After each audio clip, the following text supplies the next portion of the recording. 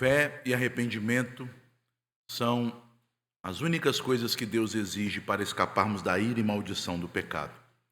E nós vamos meditar a respeito do motivo de Jesus ser suficiente para nos salvar da condenação. Abramos a palavra de Deus no Evangelho de Nosso Senhor, segundo registrou o evangelista e apóstolo Mateus, no capítulo 27.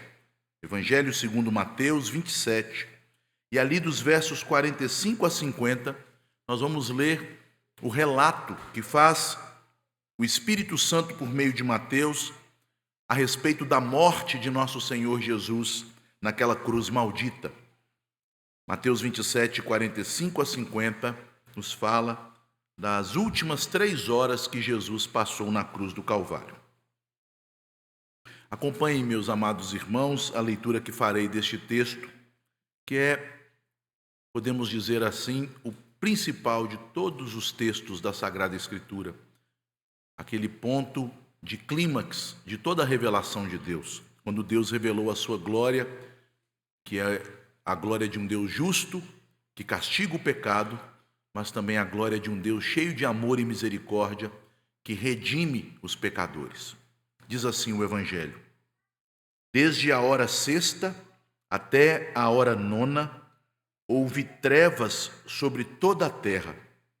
Por volta da hora nona, clamou Jesus em alta voz, dizendo: Eli, Eli, lama sabactani, o que quer dizer: Deus meu, por que me desamparaste? E alguns dos que ali estavam, ouvindo isto, diziam: Ele chama por Elias. E logo um deles correu a buscar uma esponja, e tendo-a embebido de vinagre e colocado na ponta de um caniço, deu-lhe a beber. Os outros, porém, diziam: Deixa, vejamos se Elias vem salvá-lo. E Jesus, clamando outra vez, com grande voz, entregou o Espírito. Pai bendito, mais uma vez estamos diante do Evangelho e queremos, ó Pai, que os nossos olhos sejam abertos pelo Espírito Santo, para que através da leitura e pregação do Evangelho possamos contemplar a cruz de nosso Salvador. Não queremos, ó Deus, que esta contemplação se dê da maneira como os idólatras a descrevem, com um Cristo de barro pregado em uma cruz. Que nossa imaginação não tente, ó Deus, visualizar o Deus invisível, o nosso Redentor, mas que possamos contemplar com os olhos espirituais aquilo que o sofrimento de Cristo resultou, porque por sua morte nós recebemos a vida, pelas suas feridas nós fomos sarados.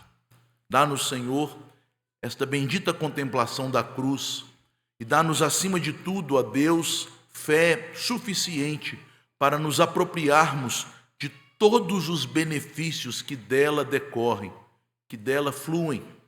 Abençoa-nos, ó Pai, e que a proclamação do Evangelho que agora será realizada seja feita, ó Deus, em plena fidelidade à Tua palavra. Que cale-se o homem, sua imaginação, suas opiniões e desejos, e que fale a voz daquele que esteve silente por 3 horas na cruz, que somente levantou sua voz no momento em que entregou o seu Espírito. Que Jesus fale conosco. Assim nós oramos em nome dele. Amém e amém.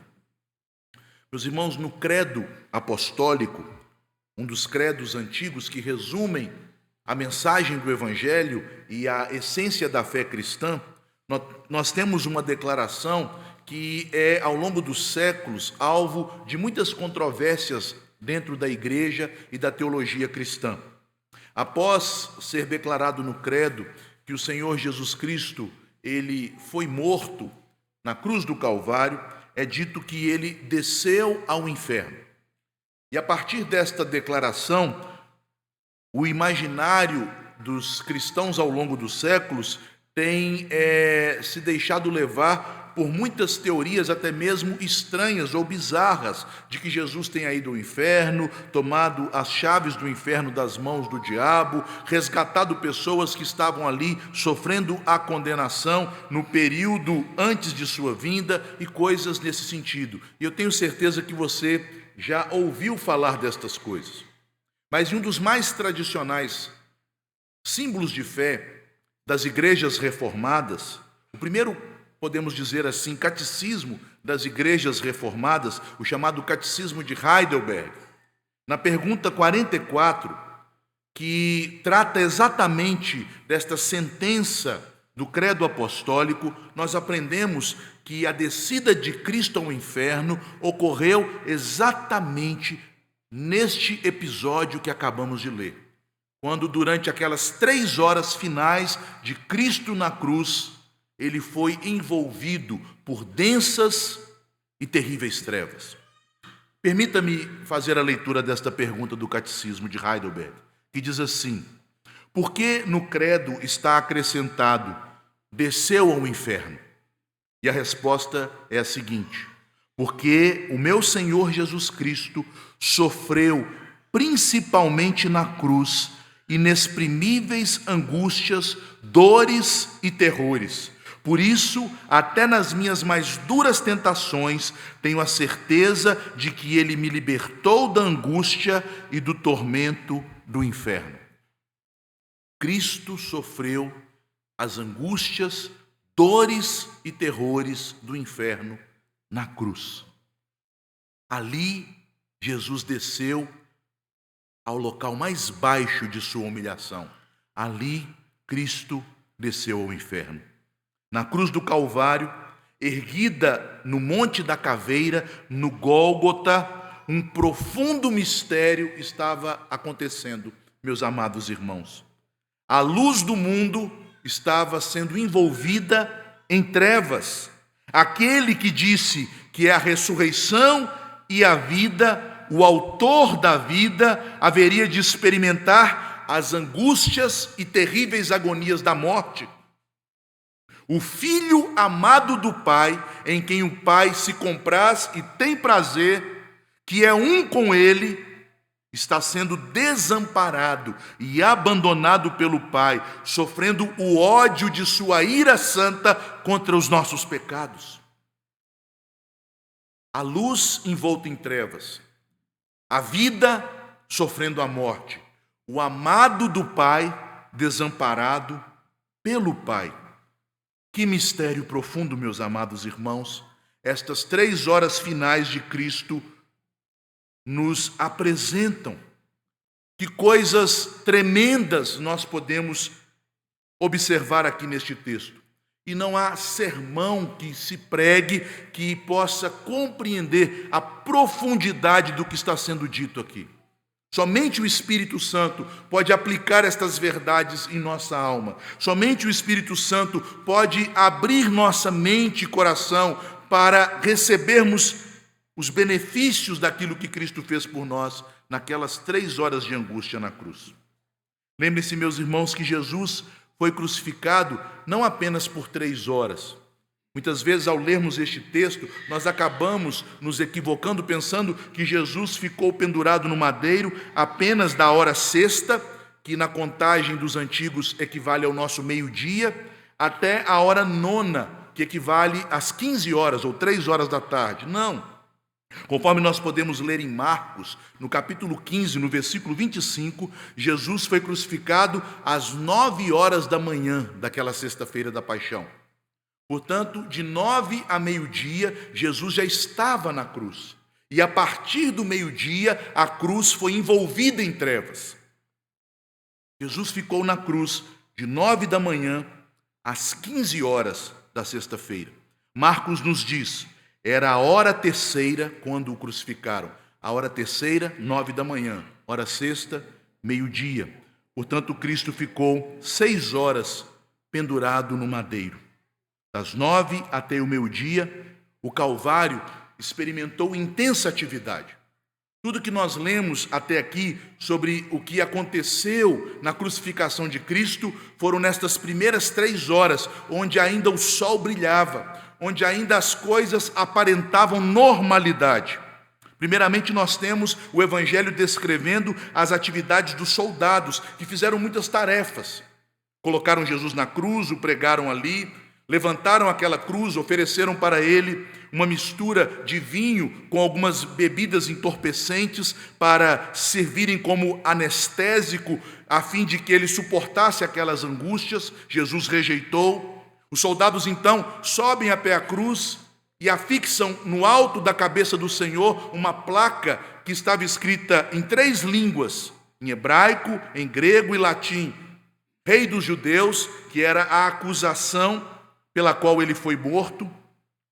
Depois disso, estes mesmos soldados tomam as vestes do Senhor, lançam sortes e dividem estas vestes.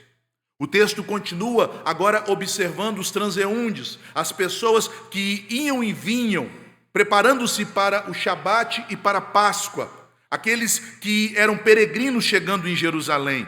E o texto nos mostra que aquelas pessoas zombaram de Jesus e blasfemaram dele. Nós podemos ver isto a partir do verso 33 a 44, no contexto anterior.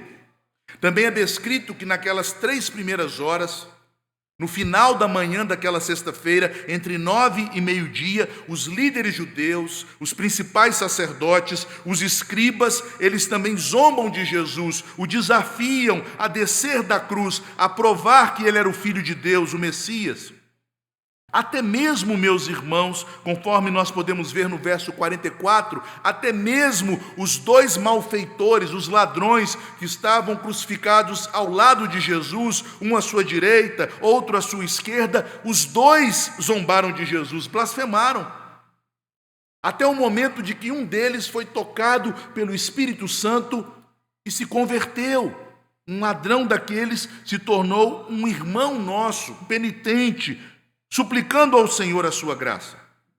Porque naquelas primeiras horas também se ouviu da cruz, e isto não está relatado aqui no Evangelho de Mateus, mas nós encontramos nos outros evangelhos, se ouviu naquelas primeiras horas as primeiras palavras de Jesus.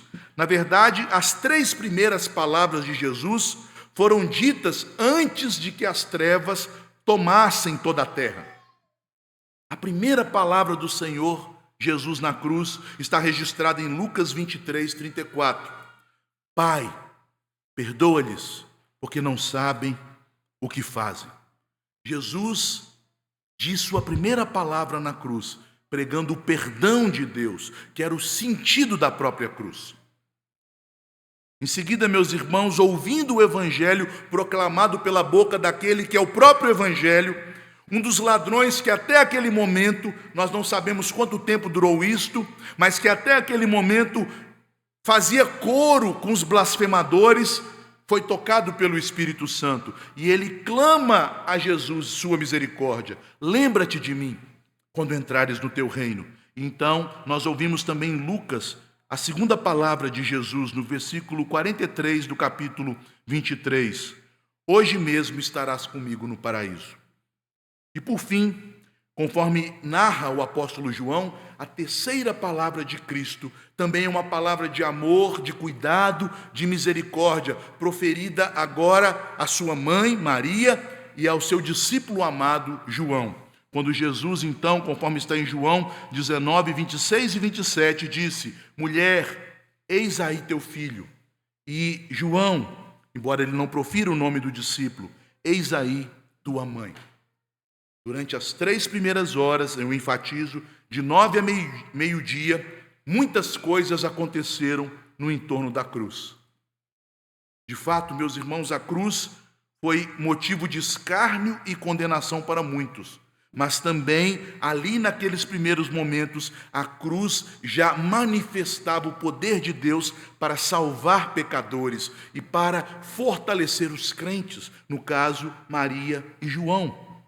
Então, exatamente ao meio-dia, conforme nós lemos no verso 45, na hora sexta, quando o sol chegou ao seu ponto mais alto, quando a luz do dia refletia-se com maior intensidade e fulgor. Algo muito dramático aconteceu. De repente, a terra é envolta em trevas. O dia se fez noite. O sol se escureceu. E este fenômeno maravilhoso durou exatamente 3 horas e se finaliza quando Cristo, que é a luz do mundo, expira, entrega sua alma nas mãos de seu Pai. Nas 3 últimas horas, o inferno desceu sobre a cruz. As angústias da separação de Cristo em relação ao seu Pai, que não é uma separação ontológica, isto é, de seu ser, posto que isto é impossível, mas é uma separação judicial e moral, pois a ira do Pai havia sido derramada de forma ainda mais terrível, ainda mais dura sobre ele. Por 3 horas, isto é sinalizado por trevas em toda a terra. É isso que nós acabamos de ler no Evangelho. E o que nós podemos, meus irmãos, afirmar a partir destes versículos 45 a 50 do Evangelho de Mateus, que narram as últimas horas de Cristo e a sua morte?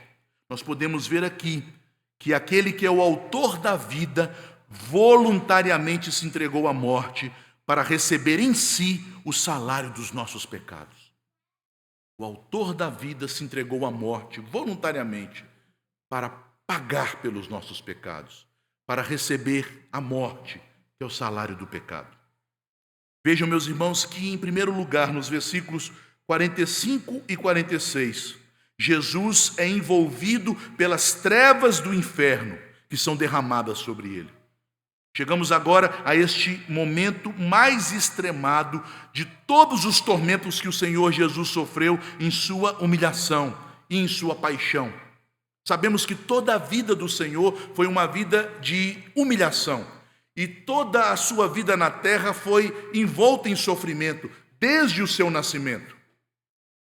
Ele nasceu de uma forma sofrida, como alguém que estava de tal maneira desamparado que não foi nem mesmo acolhido em uma hospedaria. Ele nasceu no meio de animais, seu berço foi uma manjedoura, ele foi envolvido por faixas.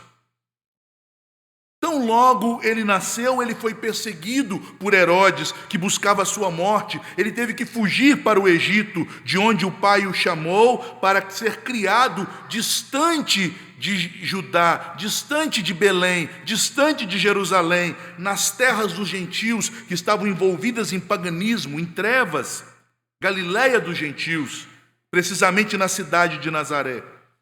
Mas agora, nestas últimas 3 horas da cruz, seu sofrimento chega ao maior grau de intensidade. Ele é desamparado de maneira completa por seu pai.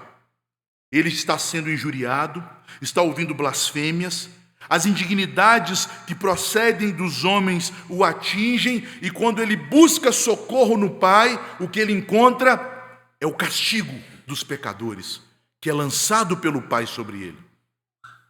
Não há conforto em toda a vida. Quando Jesus era acometido de ataques malignos, quando os homens se voltavam contra ele, ele se retirava, ele orava e o Pai o consolava.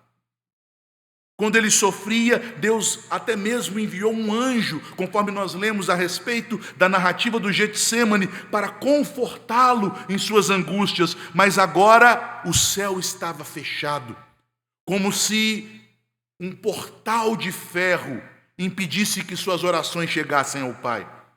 Ele está totalmente abandonado e desamparado. Não há socorro para Jesus.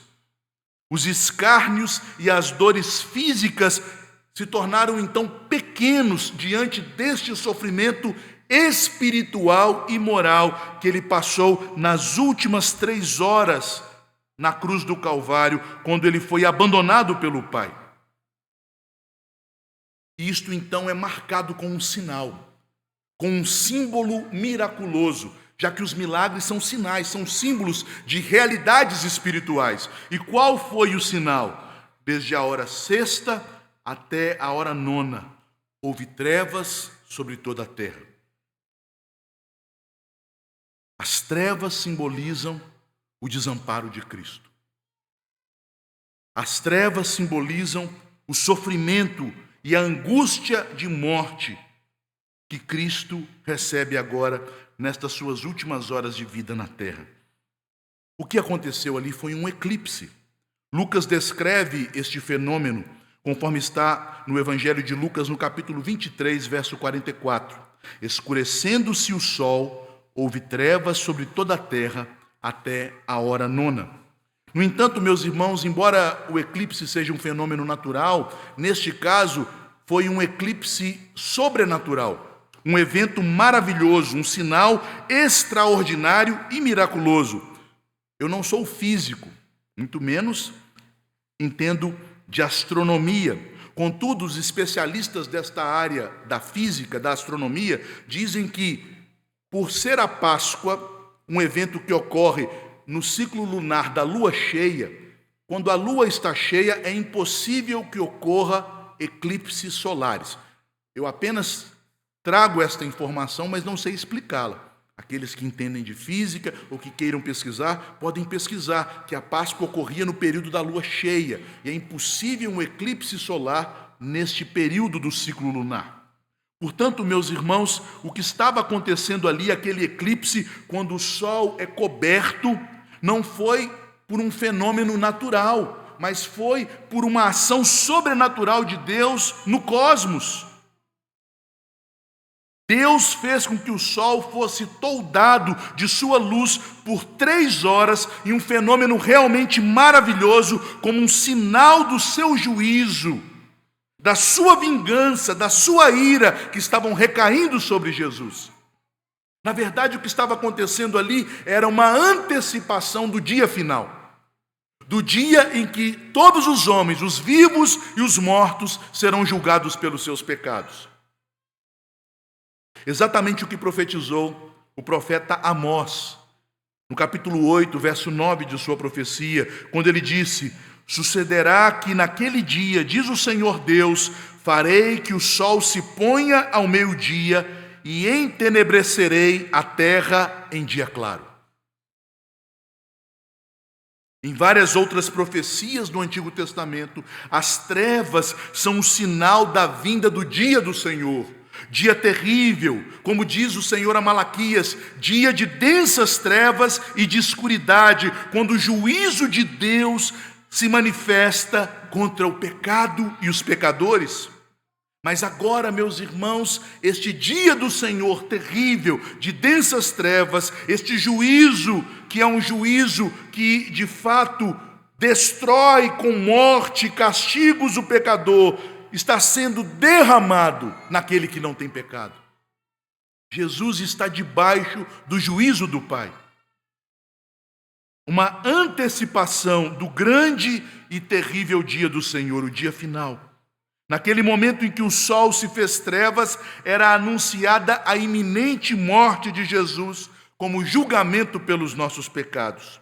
Ele, que é a luz do mundo, quando veio ao mundo em seu nascimento, foi anunciado por um evento cósmico e miraculoso. Quando Jesus nasceu, nasceu uma estrela no céu, que guiou os magos até Belém. Mas agora, quando a luz do mundo expira, quando a luz do mundo fenece, o sol se escurece, há trevas na terra. No seu nascimento, uma estrela nasce. Na sua morte, o sol, a principal estrela de nosso sistema, apaga. Há de fato, meus irmãos, deste sinal, uma clara demonstração das coisas grandiosas que estavam ali acontecendo naquele Calvário, naquela cruz. Era apropriado que as trevas de um eclipse notificassem a morte daquele que é a vida e a luz do mundo. A extensão do sinal, meus irmãos, diz o texto no versículo 45, foi sobre toda a terra. E nós cometemos, quando lemos este versículo, uma espécie de anacronismo, porque a partir da modernidade nós passamos a chamar o planeta, o mundo, de planeta Terra. E quando lemos Terra na Bíblia, nós tendemos ao equívoco de pensar que Terra é o mundo inteiro, todos os continentes em sua vastidão. Mas a palavra terra aqui é uma referência, geralmente nas profecias, principalmente naquelas que falam sobre eventos futuros, uma referência à terra de Canaã, à terra prometida, à nação de Israel. As trevas cobriram todo o país, e esta é a interpretação praticamente unânime dos comentaristas. As trevas envolveram todo Israel, da Galileia à Judéia. Todo aquele país estava em trevas. A terra da promessa, a terra que foi chamada para ser luz dos gentios, está em trevas, porque eles negaram o Messias, eles rejeitaram o seu rei, eles mataram o autor da vida. A luz que foi colocado no trono de Davi estava sendo apagada. Portanto, Israel, ao rejeitar o seu Messias, também estava em trevas, que significam trevas de cegueira espiritual, como nós podemos ver logo adiante no verso 47, que diante de todos aqueles sinais e da palavra de Jesus, ao invés daqueles homens sucumbirem, cheios de temor, se prostrando diante daquela cruz, eles continuam persistindo em zombaria, em chocarrices, em gracejos. Nem mesmo a manifestação da ira de Deus sobre o cosmo e os astros demoveu aqueles homens de sua cegueira espiritual. Mas vejam, meus irmãos, que o fenômeno não fica sem explicação da boca daquele que é o próprio Verbo de Deus, o grande profeta do Senhor. O versículo 46, que nos traz aquela que é a quinta palavra de Jesus na cruz, já que as últimas palavras do Senhor na cruz, da quinta à sétima, foram 7 palavras da cruz, são ditas neste período de trevas. É uma explicação profética também, e não apenas uma oração. Ao orar ao Pai, citando o Salmo 22, verso 1, Jesus está explicando o sentido, o significado daquele sinal no céu. Por que o sol se escureceu? Por que a terra de Israel foi tomada de trevas? Porque o Filho de Deus, a luz do mundo, foi desamparado pelo Pai para sofrer o castigo dos nossos pecados. O grande profeta do Pai dá um significado espiritual ao sinal fenomenológico. Quando as trevas caíram sobre a terra à hora nona, isto é, ao meio-dia, ao final daquele período, por volta da hora nona, quando elas caíram na hora sexta, e por final daquele período, a hora nona, Jesus então explica o que estava ali acontecendo. Ele diz: Eli, Eli, lama sabactani. É interessante, meus irmãos, que aqui, tanto Mateus quanto Marcos, que são os que registram esta palavra de Jesus na cruz, que é a citação do Salmo 22, verso 1, eles fazem na língua aramaica, na língua original que foi proferido por Jesus, para mostrar aos seus leitores que a reação daqueles que eram hebreus, que conheciam aquela língua, que ouviram exatamente o que Jesus disse, que sabiam exatamente o que aquilo significava, que a reação deles foi fazer uma espécie de trocadilho com o nome hebraico de Deus, Eli, com o nome próprio do profeta Elias, para, mais uma vez, zombarem de Jesus. Mas antes de falarmos deste trocadilho, e é por isso que o texto foi registrado em aramaico, vejam, meus irmãos, que Jesus, ele faz esta oração exatamente na hora, na chamada hora nona, em que a principal oração era feita no templo. Conforme registra Atos capítulo 3, verso 1, naquele momento, no templo, os judeus estavam em adoração para elevar uma oração a Deus. E é exatamente nesta hora que Jesus orou ao Pai, proclamando aquela que era a sua quarta palavra da cruz. Seguramente, meus irmãos, não houve uma angústia tão profunda comparada a esta em toda a história da humanidade. Ninguém passou por um desamparo e por um sofrimento tão grande quanto este que Jesus está passando agora. O Deus que dá o sol e a chuva sobre todos, sobre justos e injustos, havia privado o seu filho da luz do sol, para mostrar o quão terrível era a sua ira contra os pecados de todos nós que estavam sendo lançados na cruz do Calvário sobre Jesus. O escrito da dívida que era nossa estava ali sendo paga por Ele. Jesus, Ele guia suas palavras pela palavra. Ele que é a palavra, usa a palavra revelada. Ele ora um salmo. E ele então ora em alta voz, diz o texto.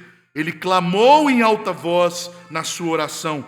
Todos que estavam aos pés da cruz, todos aqueles que passavam para zombar dele, as autoridades judaicas, todos eles ouviram e entenderam exatamente o que Jesus orou. Ele ora sim para dar testemunho de sua fé em Deus e principalmente de sua força. Percebam, meus irmãos, que Jesus não estava na cruz após todas aquelas 6 horas já ali fraco, moribundo. Não, ele clama em alta voz. Meus irmãos, a maneira como a crucificação matava alguém era por asfixia. A pessoa dependurada numa cruz, ela era de tal maneira forçada que ela mal conseguia respirar, quanto mais clamar. O simples fato de Jesus, após todas aquelas horas, conseguir clamar, orando conscientemente, um salmo, demonstram que ele tinha vigor, que ainda havia intensidade e força em sua alma, em seu espírito, que ele resistia àquelas angústias, que ele resistia àquela agonia de morte, por amor de você, por amor dos pecadores. Mas esta oração é um profundíssimo mistério. Infelizmente, os incautos tomam os mistérios da Bíblia para o seu tropeço. O apóstolo Pedro, em 2 Pedro 3, 15 e 16, descreve homens que são ignorantes por não terem conhecimento profundo da palavra ou instáveis, que diante dos mistérios da palavra, das coisas difíceis e profundas da palavra, ensinam erros para o seu tropeço e também para a destruição daqueles que ouvem estes ensinos. E quantas vezes no meio evangélico pessoas têm sido ensinadas a heresia de que Jesus e o Pai se separaram neste momento. Meus irmãos, Jesus e o Pai são um em sua essência, o mesmo Deus uno e trino, subsistindo na essência da divindade, o Pai, o Filho e o Espírito Santo eternamente, no mistério em que o Pai gera o Filho por toda a eternidade e o Espírito procede do Pai e do Filho também por toda a eternidade. É impossível que Jesus e o Pai se separem, porque as Escrituras nos afirmam em 2 Coríntios, no capítulo 5, no verso 19, a saber que Deus estava em Cristo, reconciliando consigo mesmo o mundo e não imputando sobre nós as nossas transgressões. Aquele que morreu é Deus, que é um com o Pai. Eu e o Pai somos um.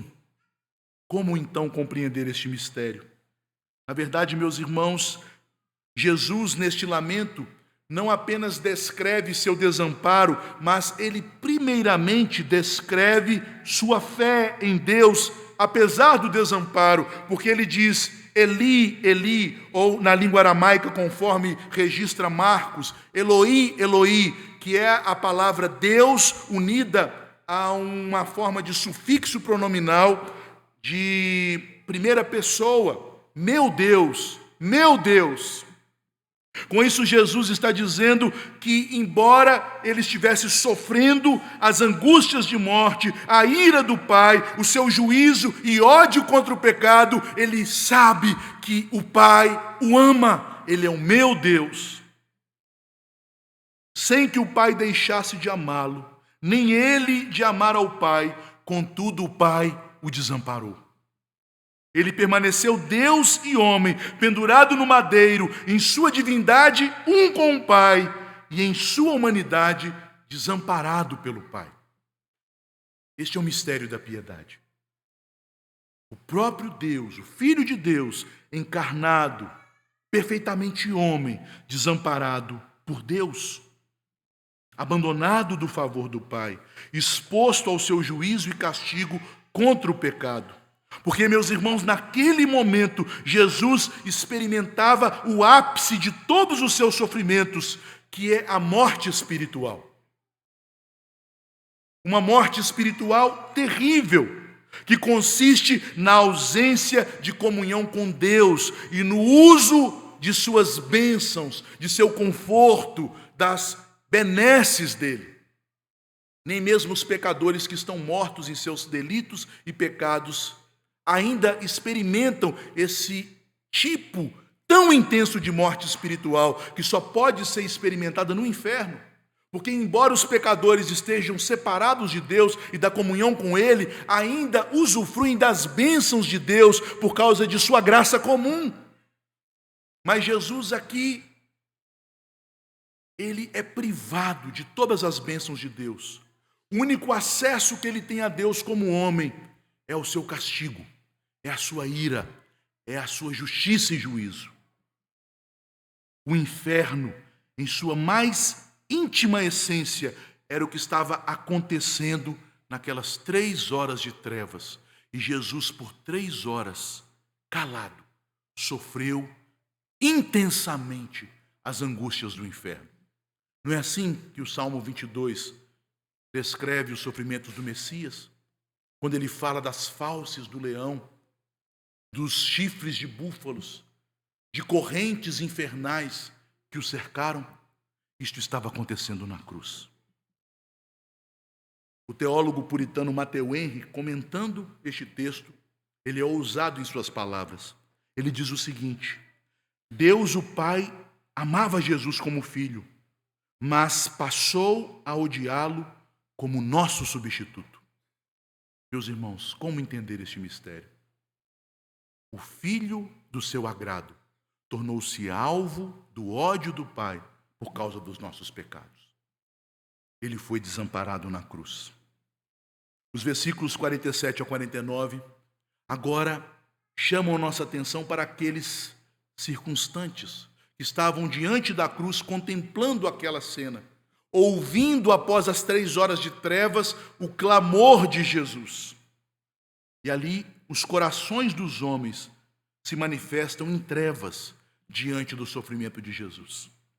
Ao ouvirem o clamor de Jesus, vejam, e alguns dos que ali estavam, ouvindo isto, verso 47, eles não temeram, eles de maneira nenhuma se calaram, eles não conseguiram ver a mão de Deus em nada daquilo. Pelo contrário, eles continuaram a blasfemar e a escarnecer do Senhor. Eles estavam cegos e não havia sinal ou maravilha que os demovessem de sua obstinada incredulidade. Aqueles homens que viram Jesus meses antes curar um cego de nascença, que ouviram a respeito do testemunho da ressurreição de Lázaro, que jazia 3 dias, que viram vários milagres, agora vendo este último sinal, quando o sol se fez trevas, eles continuaram escarnecendo. Eles então fazem um trocadilho na língua aramaica. A palavra Eli significa Deus. E eles então substituem-na pelo nome Elias, do profeta. E por que eles fazem isto? Diante de tamanho sofrimento, estes homens fazem uma piada, este trocadilho, porque eles usam o contexto cultural do judaísmo para fazerem uma chacota de Jesus. Não sei se os irmãos já ouviram falar desta tradição judaica, que também era algo comum naqueles dias do 1º século. Os judeus, quando se reúnem para a Páscoa, em suas mesas, quando as famílias se reúnem, eles deixam sempre um local vazio. Ainda hoje eles fazem isso. Fica uma cadeira vazia. Na época não havia cadeira. Fica um local da mesa vazio. De repente, ou melhor dizendo, um local de honra. Porque eles têm a crença de que antes que o Messias venha ao mundo, ele será precedido por Elias, já que as profecias nos falam disso, principalmente a profecia de Malaquias. Jesus já nos ensinou e já havia declarado aos seus discípulos que não era propriamente Elias que viria ao mundo, mas alguém que era um profeta no espírito de Elias, que foi João Batista. Mas os judeus não aceitavam que João Batista fosse profeta. Eles ainda hoje permanecem na crença de que antes de o Messias vir ao mundo, Elias, que foi arrebatado para os céus, descerá, haverá de introduzir o Messias a Israel e haverá de viver como seu assistente em seu ministério público. Esta era a crença daqueles judeus. Portanto, ao declarar aqui no verso, ele chama por Elias, eles estão ironizando Jesus, dizendo, já que ele é o rei dos judeus, o Messias, ele está agora na sua última hora, no momento derradeiro, clamando para que Elias venha, a fim de que ele possa manifestar a sua glória. Vejam, meus irmãos, eles faziam uma piada. Eles entenderam exatamente o que Jesus falou. Eles conheciam o Salmo e eles conheciam a língua na qual o Salmo foi citado naquela oração, mas eles preferiram fazer uma piada. Mas naquela mesma ocasião, um pequeno lampejo de luz brilha em meio às trevas. Um gentil, ignorante da lei, que não entendia as palavras que Jesus proferia em sua língua, mas que vendo aquelas maravilhas, um gentil, um soldado romano, não sabemos, mas um daqueles homens da guarda que tinha acesso à cruz, de maneira a poder se aproximar dela, já que apenas os romanos que guardavam a cruz podiam fazer isto, ele vem em socorro de Jesus, conforme está no verso 48, porque naquelas horas finais, Jesus proferiu sua quinta palavra, que está registrada em João 19, 28. Tenho sede. Tenho sede. Então aquele soldado que fazia a guarda vai em socorro de Jesus. Ele toma uma esponja, coloca na ponta de um caniço, embebida de vinagre, que era o vinho amargo que os soldados tomavam, e que era uma forma, de certa maneira, de estancar a sede daquele que sofria na cruz, porque se fosse dado água para alguém que sangrava, para alguém que sofria, a sede haveria de aumentar ainda mais. Então, uma forma de entorpecê-lo, de trazer algum refrigério, alívio, um analgésico. Aquele homem condoído, ele apresenta-se a Jesus e lhe oferece aquele caniço embebido de vinagre.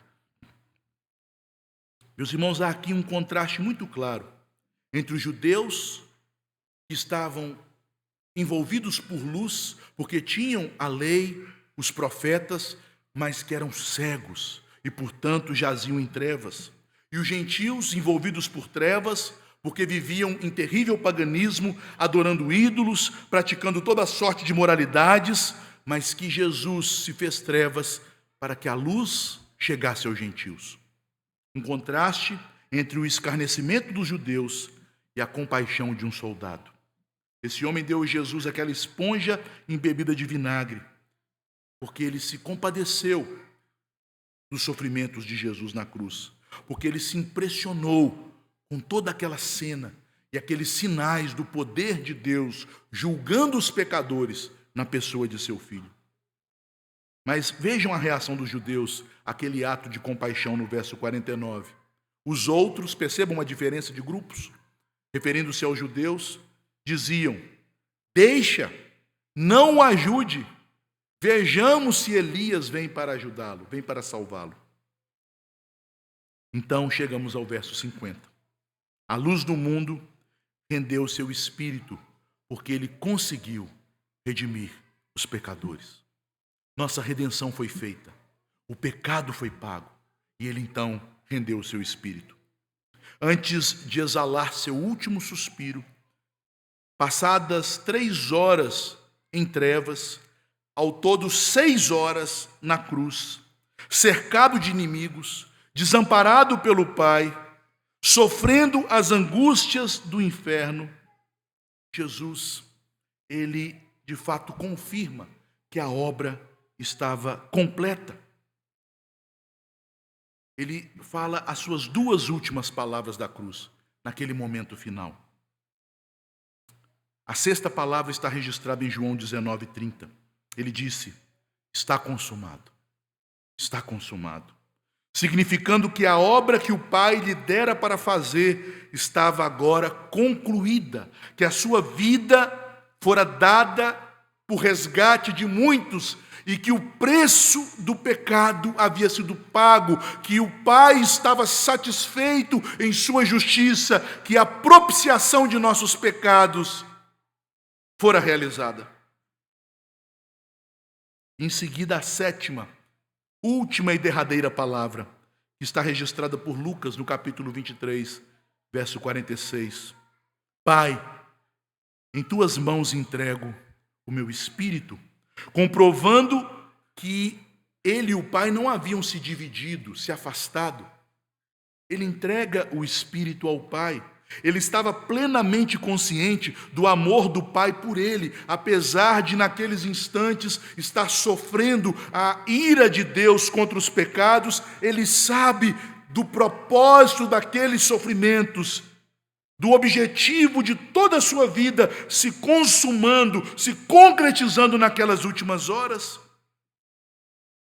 Ele sabe de que o Pai o ama e de que ele seria recebido na glória. E percebam, meus irmãos, como estas lendas atrapalham-nos no entendimento da própria Escritura. Quando nós pegamos textos mais difíceis, obscuros, como o texto de 1 Pedro no capítulo 3, a partir do verso 21, que diz que Jesus foi e pregou aos espíritos em prisão, em espírito, para falarmos que Jesus, depois da cruz, desceu ao inferno, com textos claros, que foram as declarações de Jesus na cruz, quando ele disse: hoje mesmo, ao homem arrependido, ao ladrão penitente, hoje mesmo estarás comigo no paraíso, porque ele desceu no inferno na cruz.